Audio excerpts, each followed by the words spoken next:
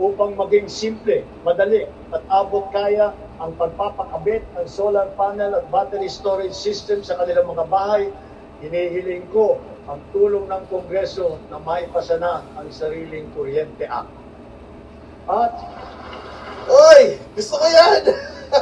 Gusto ko yan! kung pagbawas ng presyo ang usapan, sa aking palagay, panahon na para tanggalin na natin ang systems loss na pinapaasa. Yes! Yes! Correct! Tanggalin na yung system loss na yan.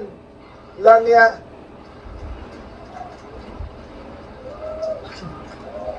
Maganda yan. Alam nyo, ang laki ng dinadagdag kasi ng system loss. Unfair yun eh. Yung kuryenteng nawawala sa Meralco, tayo nagbabayad. Para walang talo si Meralco. Nagdadalawang isip yung mga LGU kasi kalaban si Meralco. Kinakakarga sa consumer at kinakarga sa bill na pinapatungan pa ng value. Correct! Correct! Ginatax pa yan. Kailangan ng consumer kung bakit nagkaroon ng systems loss. Yeah. Tama! Tama! Kaya hindi naman tama na kailangan sila pa ang pagbabayarin dito. Correct! Tama. We, the people, we demand for the immediate amendment of the EPIRA. Oh! Yan! And Finally! systems lost against consumers, including the value-added tax thereof. Pakyaw yun ah. Finally! Yes. Ma-update na yung Pira Law. Noong With nagsimula demand! ang sesyon, nilatag na natin agad ang pambansang pulisiya sa Social Protection Corps na magtitiyak na may pangsalo at paglingap sa ating mamamayan, lalo na sa oras ng pangangailangan. Ako, nanginginig si Meralco ngayon. Tupad ng DOLE at AIX at Risk Resiliency Program ng DSWD para magsilbing pantawid sa anumang krisis na pinagdadaanan sa pamamagitan ng pansamantalang hanap buhay o di kaya tulong pinansyal. Ngunit, mas mainam pa rin ang pangmatagalang seguridad ng makukuha mula sa matatag na trabaho. Maraming trabaho ang hatid ng ating lokal na industriya na patuloy natin pinalalakas. Kasabay ng seguridad na dala ng matatag na trabaho ang SSS, GSIS at Pag-ibig Fund, nagsisilbing proteksyon para sa mga manggagawang Pilipino. Katuwang ang mga ahensyang ito, nakakaipon ang manggagawang Pinoy para sa kanyang pagtanda at sa pagretiro. Nakakatulong din ito sa panahon ng kagipitan, kalamidad o krisis sa buhay. Bukod pa riyan, daan ito upang makapagpundar para sa sariling buhay tulad ng mga abot-kayang pabahay sa ilalim ng ating 4PH program. Nariyan ang DSUD at mga ahensyang kasapi sa sistema ng pabahay upang matupad ang pinapangarap ng natahanan ng Pilipino. Katuwang ang pribadong sektor at lokal na pamahalaan. Puspusan natin pinupuno ang kakulangan sa pabahay sa buong bansa. Ito ay ginagawa natin sa pamamagitan ng mga bagong komunidad, mga acquired asset ng Pag-ibig Fund, Community Mortgage Program, Resettlement, at pati na mga paupahan. Sa ating programang pabahay, higit 500,000 bahay ang ating naitayo na at napondohan. Kasama ang higit 100,000 bahay na naidagdag natin sa loob lamang ng isang taon sa ilalim ng pinalawig natin na 4PH program. Susi sa lahat ng ito ang magandang sistema ng pautang upang gawing mas abot kaya ang mga pabahay para sa mga Pilipino. Isa na rito ang Pag-ibig Fund. Ang kanyang 17 milyong miyembro ngayon ay patuloy pang dumadami. Kung kaya, ang pinupundar ng mga miyembro ay patuloy ding lumalago. Ngayon, itinaas natin sa 10 milyong piso ang limit sa pautang para sa pabahay. Nice, nice.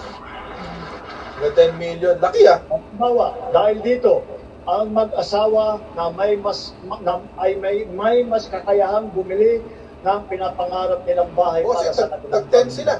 Ngayon, 20 million yun. Halos 7 milyong OFW na ang nagkaroon ng insurance. Dahil dito, panatag tayo na ang mga OFW natin ay naaalagaan at natutulungan ng mabuti. Patuloy din na dumadami ang mga kasunduan natin sa ibang bansa para sa karagdagan oportunidad para sa hanap buhay. Napataas din natin ang minimum wage ng OFW natin na namamasukan bilang kasambahay.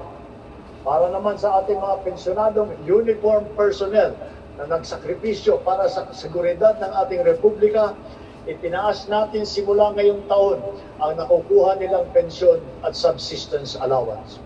Oh, sarap ng military ngayon. Ang sarap naman sa military. Bilang dagdag Kahit tulong retired.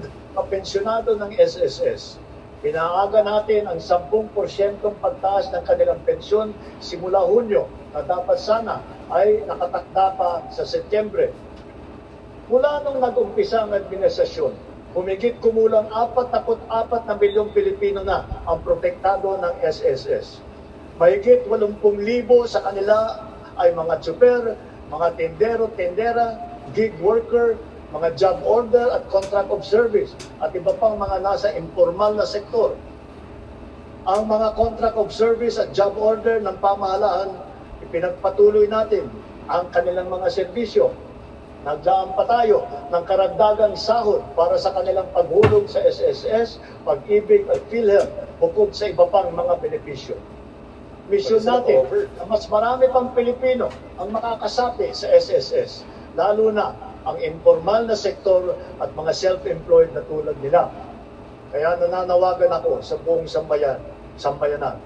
Huwag natin ipagwalang bahala ang seguridad na handog ng SSS, pati na ang Pag-ibig Fund. Kaya mag-ipito po kayo. natin na ang wasto at buwanang paghulog para sa ikabubuti ng ating mga kinabukasan. Maganda ring balita na dumadami sa ating mga kababayan ang kumukuha ng insurance at pre-need mula sa private sector. Mainam din ito pagpundar para sa kinabukasan.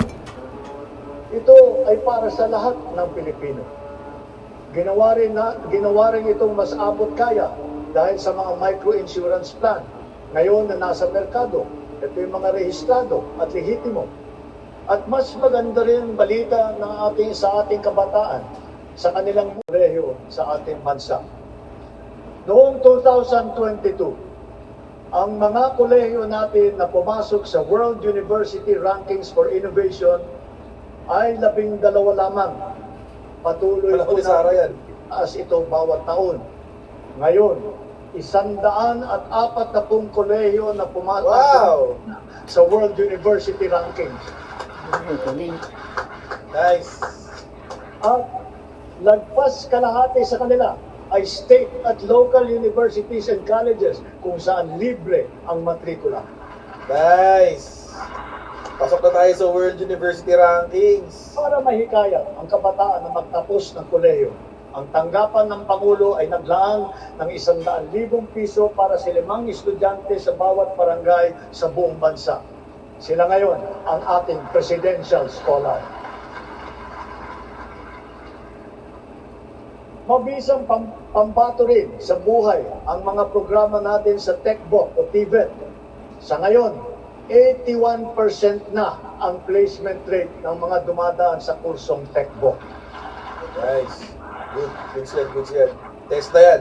Halimbawa, sa programang Super Scholar at ang programa Entrepreneur, naturuan ang mga driver na panibagong kaalaman na sa kanilang iba't ibang pangkabuhayan. Sa programa naman ng DOLE at DA, mahigit 10,000 magsasaka at mangingisda sa buong bansa ang matuturuan na rin sa mga bagong kaalaman. Ang TechPro ay nakapaloob na sa senior high at ito'y progresibo o ladderized upang maging tulay sa agarang hanap buhay at hakbang din tungo sa patuloy na pag-aaral at pagsasanay. Maaring gamitin ng isang TVET graduate ang kanyang national certificate bilang pundasyon upang maituloy pa ang pag-aaral hanggang maging ganap itong kolehiyong diploma. Halimbawa, Laddering. ang electrical installation and maintenance sa senior high, maaaring magtuloy sa electrical engineering, palang araw. Engineering. Ang Right. caregiving, pwedeng ituloy sa nursing. Nursing.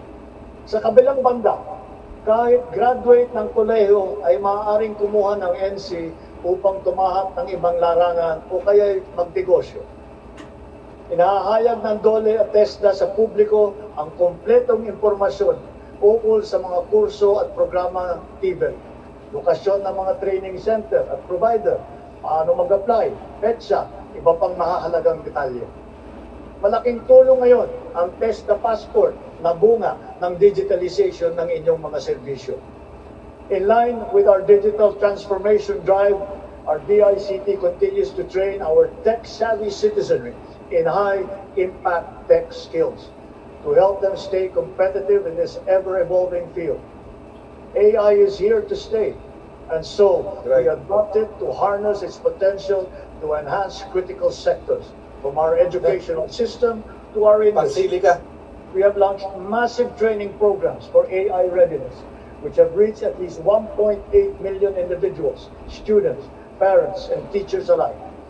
This success inspires confidence to further scale up our initiatives for AI literacy across all sectors. We must ensure our global competitiveness. Within and beyond the academy, we must inculcate in our youth the virtues of critical thinking, innovativeness, creativity, as well as the ability to find solutions to problems. Our targeted scholarships and funding grants are all aimed to encourage these trailblazing traits. Contests such as Young Creative Challenge, the NICE, and the Philippine Innovation Awards recognize their talent and their hard work. At the same time, we have to do more to protect our children. We must protect them from the harmful influences and forces that exploit their vulnerability. The corrosive influence of fake news, the unfettered exposure to pornography, even to minors, the constant depiction of casual violence, and the toxicity and hate culture pervasive in social media. These pernicious influences